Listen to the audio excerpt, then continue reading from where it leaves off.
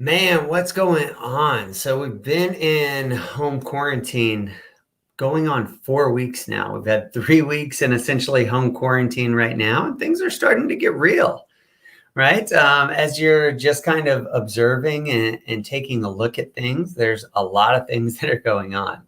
And before we get into actually overcoming fear, just some interesting things with this whole COVID-19 that's going on right now. So Google's parent company just released a treasure trove of public health data, right? Google's COVID-19 mobile report tells us how we're all responding to social distancing orders.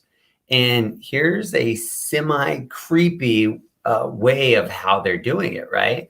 So if you have any sort of smartphone, laptop, tablet, smartwatch, if you've got bars on there or a Wi-Fi signal, Google knows where you are. It's apps, Gmail, Maps, YouTube, etc.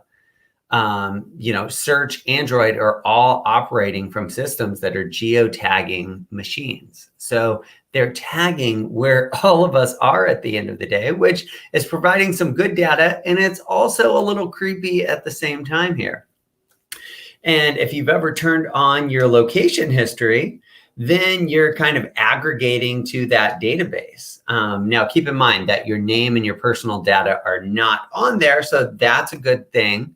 Also the good part is that it's telling us that most of us are, responding to this social distancing here. We're leaving our house a lot less. And we're seeing that from the entertainment and shopping industries are down 47% right now in America alone. And things like grocery stores and pharmacies are seeing about 22% less people as well. So nice job for us as a community kind of coming together, doing this social distancing thing. Man, my wife and I were just talking, I can't just wait to go and like hug somebody, right, at the end of this. So if you see me at our next event or something like that, just be ready. I might be coming in for the real thing there at the end of the day.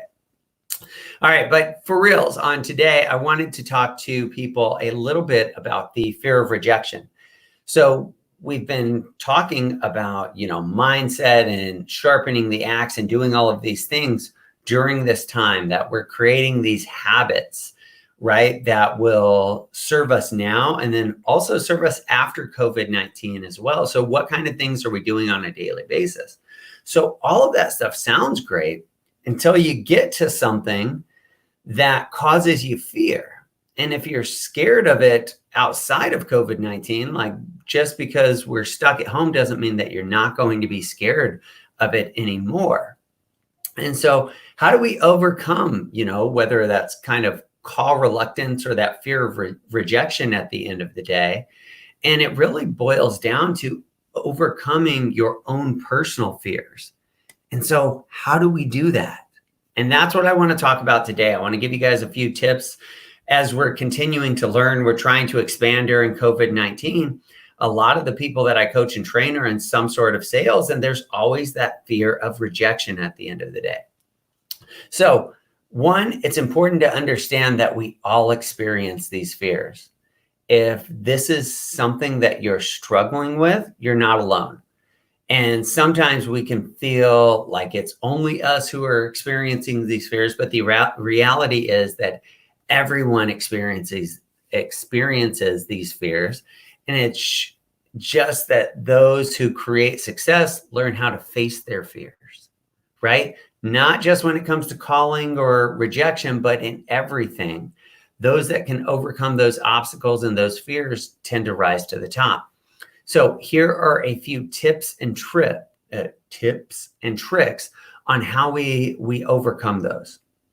Number one, you have to identify what you want most.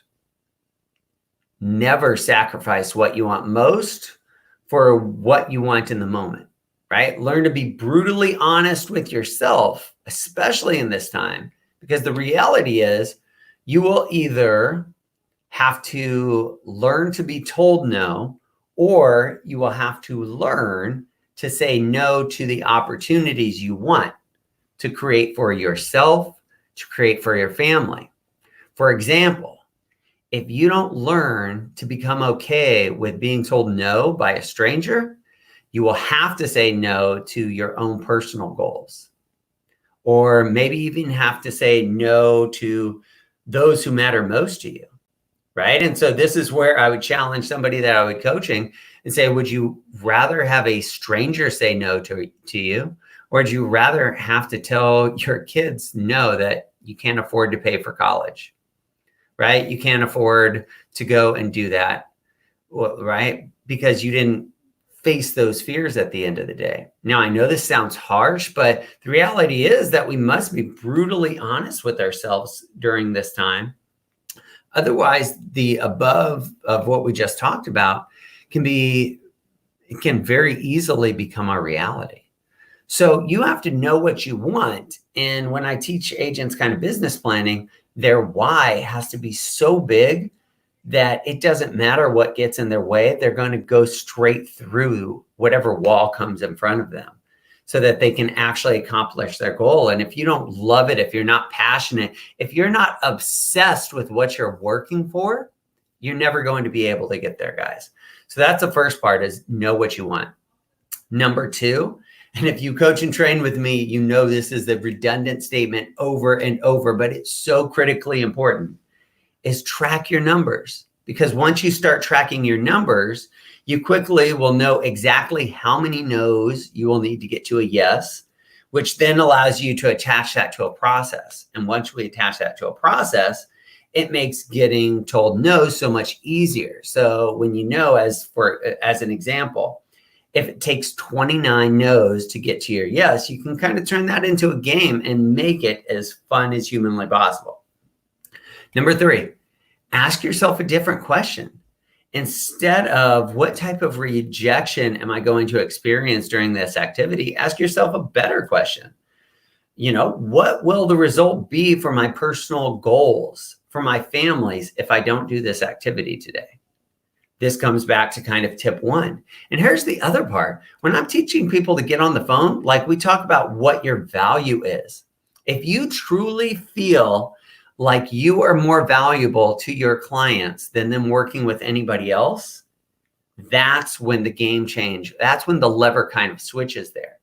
Because I can tell you, it's a disservice if I don't talk with agents, because I truly feel like I can help them produce more. I have tools, resources, lead generation, etc. If they don't talk to me, if I don't talk with them, it's a disservice because they're leaving so much on the table. Do you feel that way about the services that you provide to your clients? And I don't care what it is. It can be insurance, it can be mortgages, it can be real estate, it can be bagels, it can be donuts. Do you have the best product that's out there? That's what you have to figure out. What's your unique selling proposition? What makes you different than the competition? If you don't have that passion, you're not going to be. Number four, guys, you have to practice your scripts, right? If I told you tomorrow to come join me in my home office, we were going to stand 6 feet away and make 1,000 calls, and you just showed up, you're probably going to have a ton of fear and reluctance. But if I told you, look, next week, you're going to come in, we're going to work 6 feet apart because of COVID-19, and we're going to make 1,000 calls. And this is what you're going to do for an hour a day leading up to this. You're going to practice this script. You're going to do this. You're going to practice on your family. You're going to do this. And you came more prepared. You might still have those fears, but it's not going to be as high or as intensified at the end of the day. So just like with anything else, guys, finish up. You have to take action, right? Like anything, we're typically not good at it when we first start, but the more we do it, the better that we get and the more comfortable we become. There's some great books that are out there to read on this topic specifically, but you need to understand that fear exists, and it's usually due to the stories that we've created in our own heads and how bad it's going to be. And these are just stories. And it's not the reality. You create the reality. It is never as bad as we think it's going to be. Always remember why you're here. Remember that I'm here for you. If you need anything, call, text, or email me. I would love to connect, figure out how we can do more together, how we can add more value to your clients. We're growing every single day across the country. There are some trends that I'm looking at with this whole COVID-19 that I think all real estate agents should be adjusting to. But know that I'm here for you guys. I love you guys. I thank you guys. We will get through this. And in the meantime, I want to help you keep sharpening your axe. And we're going to be hosting a lot of free trainings for how to work with iBuyers. And then I also have a platform where you get up to 50 free training courses every single week based on different topics. So I'm going to be rolling those out here shortly as well. Again, love you guys. Thank you guys. And I'll talk to you soon. Have a great day.